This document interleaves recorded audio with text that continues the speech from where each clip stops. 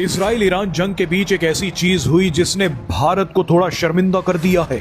मोदी विरोध में भारत के विपक्षी दलों ने कुछ ऐसा किया है जिसे देखकर पहली बार इजराइल के लोग भी भड़क गए हैं। भारत में विपक्षी दलों समेत 250 रुपए में रील बनाने वाले लोग बोल रहे हैं कि पीएम मोदी को पता था कि इजराइल ईरान पर हमला करेगा।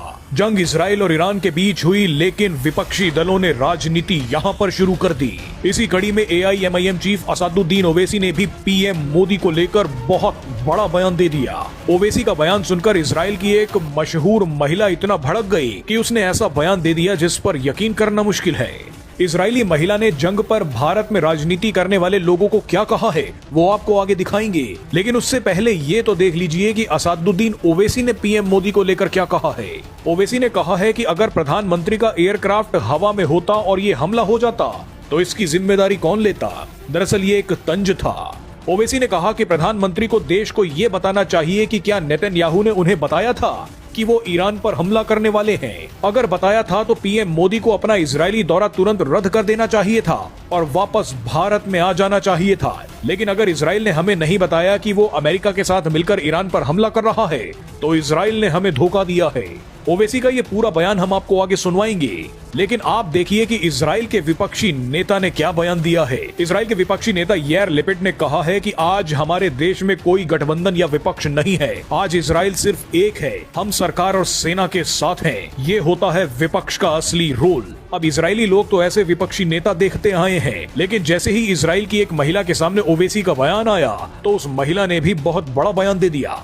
इजराइल की एक मशहूर ऑथर ल्यूरेन अमोस ने कहा है कि भारत के विपक्षी दल राजनीति शुरू करने में देर नहीं लगाते, ये तुरंत राजनीति करने लगते हैं।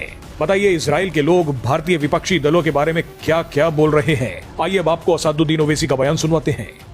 अगर वजीर आजम का एयरक्राफ्ट मिड एयर में होता और इस तरह का हमला होता तो फिर इसका जिम्मेदार कौन होते।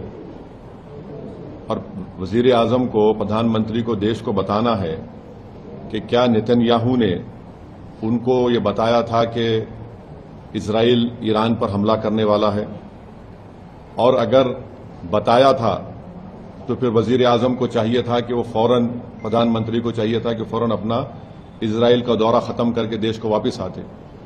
मैं इसलिए कह रहा हूं कि अटल बिहारी वाजपेयी 1979 में चाइना गए थे और जब वियतनाम पर हमला हुआ अटल बिहारी वाजपेयी वापस आ गए देश को। और अगर इजराइल ने नहीं बताया कि वो यूएस के साथ मिलकर ईरान पर हमला कर रहा है तो फिर ये तो इजराइल ने हमको धोखा दिया। देश के 133 करोड़ जनता को इजराइल ने भारत की धोखा दिया है, बिट्रे किया है। उन्होंने प्रधानमंत्री के विजिट को इस्तेमाल किया है ईरान पर अपने एक वल्गर अटैक के लिए, और उन्होंने प्रधानमंत्री के विजिट को इस्तेमाल किया है ईरान पर हमला करने के लिए, और जो जेनोसाइड उन्होंने फलस्तीनियों का किया है गाजा में उसको कवर अप करने के लिए। और तीसरा, उसमें मैसेज ये जाएगा कि भारत ईरान के साथ नहीं खड़ा है, भारत इजराइल के साथ खड़ा है। और भारत को क्या हासिल हो रहा है इस हमले से।